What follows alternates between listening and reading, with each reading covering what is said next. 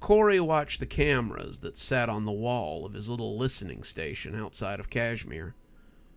To the nosy or the industrious, the road that led to the black site would look like nothing so much as an abandoned logging road or an overgrown hiking trail. But little did they know what lay beyond it. Corey had been back here for... Corey had to take a long sip of his coffee as he thought about it. It was less than 5 years, he knew that, but it had been longer than a year, too. He'd killed that nosy reporter more than 3 years ago, so it had to be longer than that. 3 years, he finally decided, but there wasn't a lot of conviction in it. It was like that when you lived near Cashmere. Time got very slippery, and it was hard to remember where you had been or how long you'd been there. Corey didn't have a family.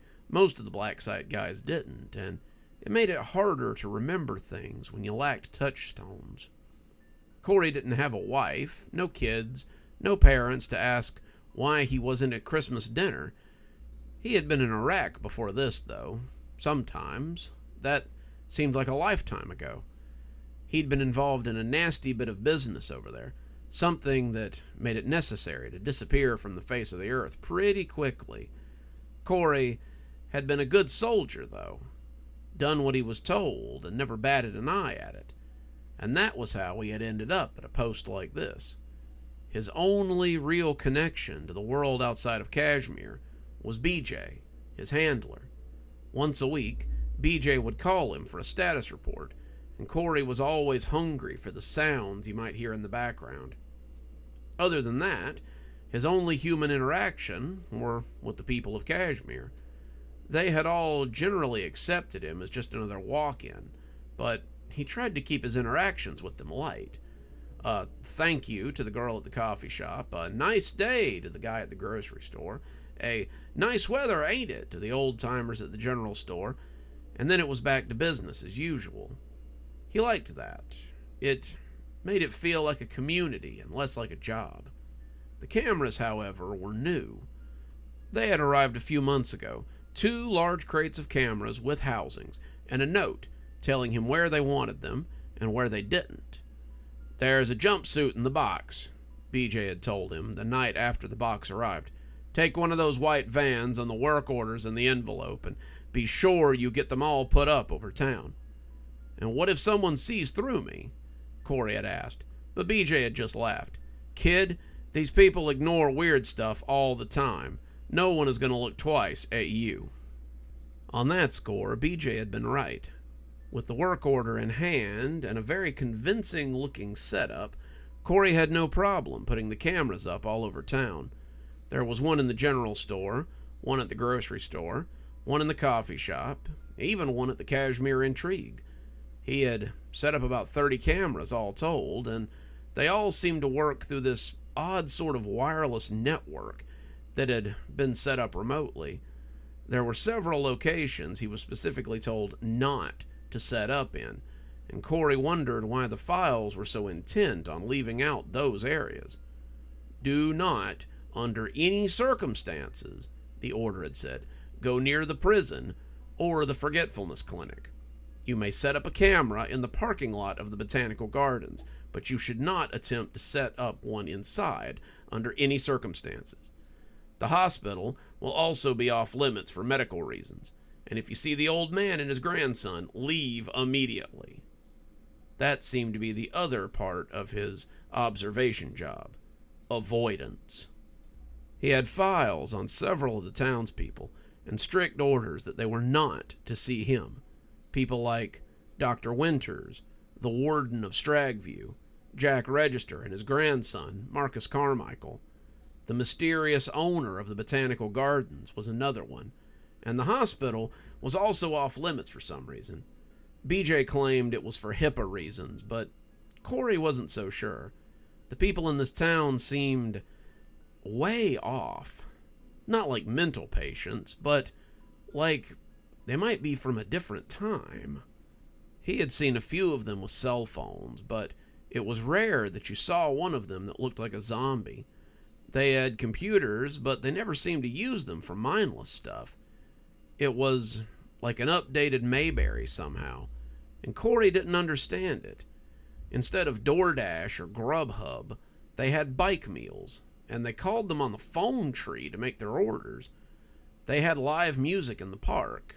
They had monthly celebrations for community outreach as much as for actual holidays. The town was stuck in this strange time loop, it seemed, and the longer he stayed here, the more things he seemed to forget. It had started with little things. Corey would leave his cell phone on the desk and just forget it was there.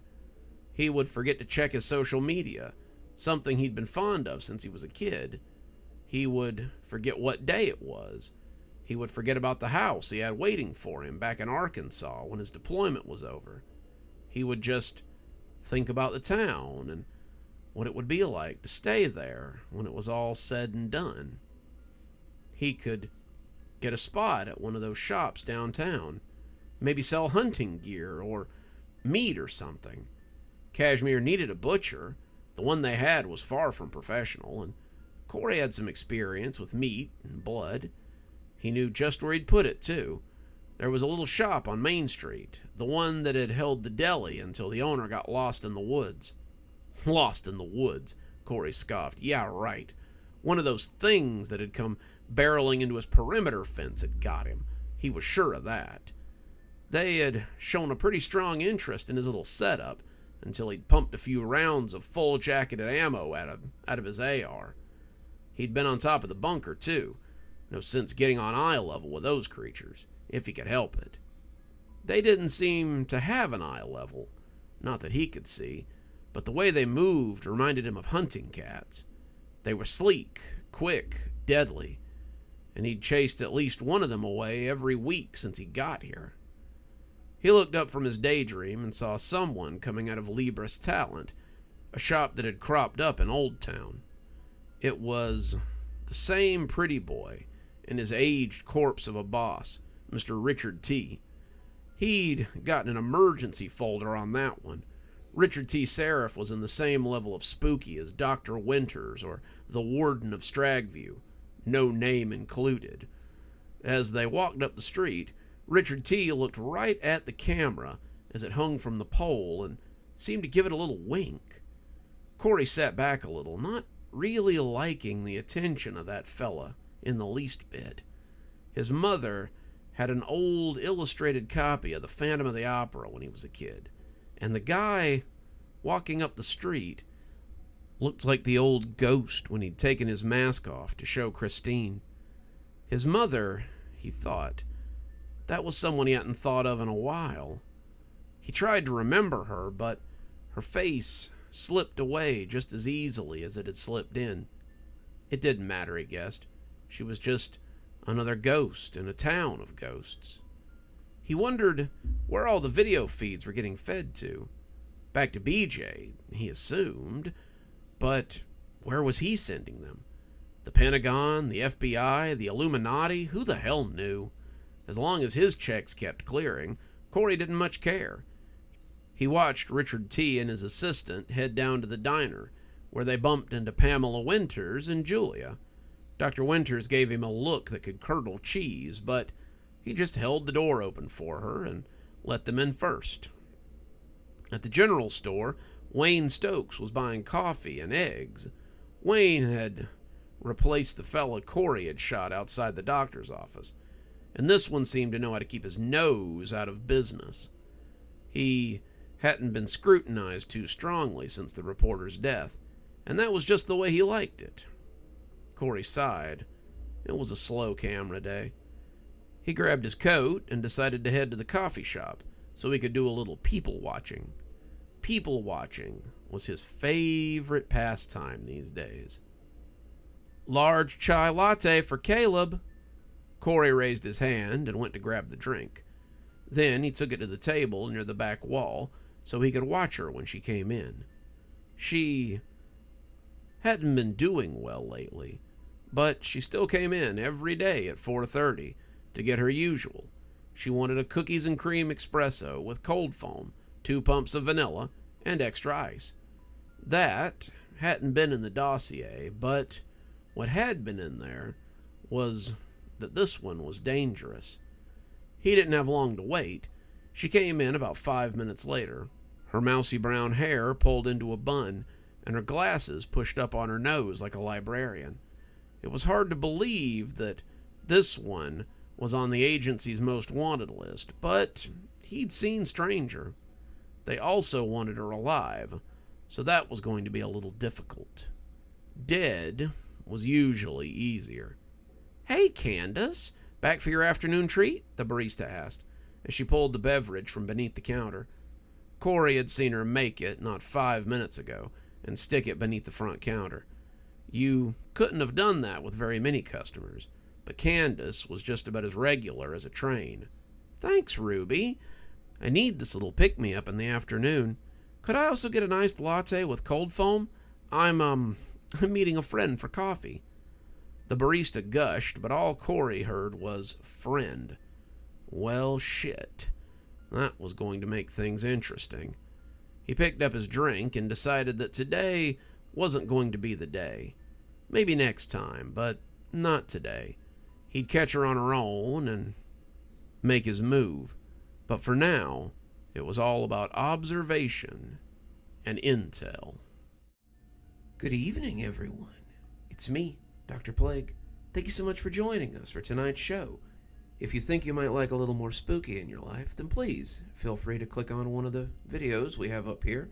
Maybe look at one of the playlists if you're trying to get caught up. I know, there's so many videos on the channel. There's so many series that are going at the same time. Sometimes you just need a little refresher course, and I gotta say, I always enjoy the views. If you're not subscribed, feel free to hit that subscribe button. Maybe hit the bell so you don't miss anything.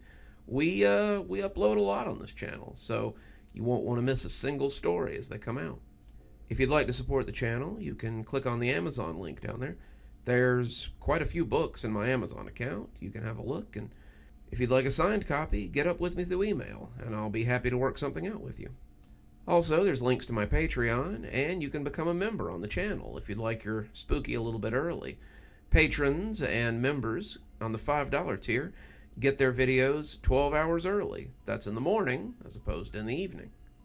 Patrons at the $10 level also get a signed copy of my book anytime I write one.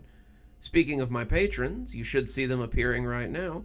Just wanted to take a minute to say how much I appreciate all of you. Patrons, subscribers, however you give to the channel.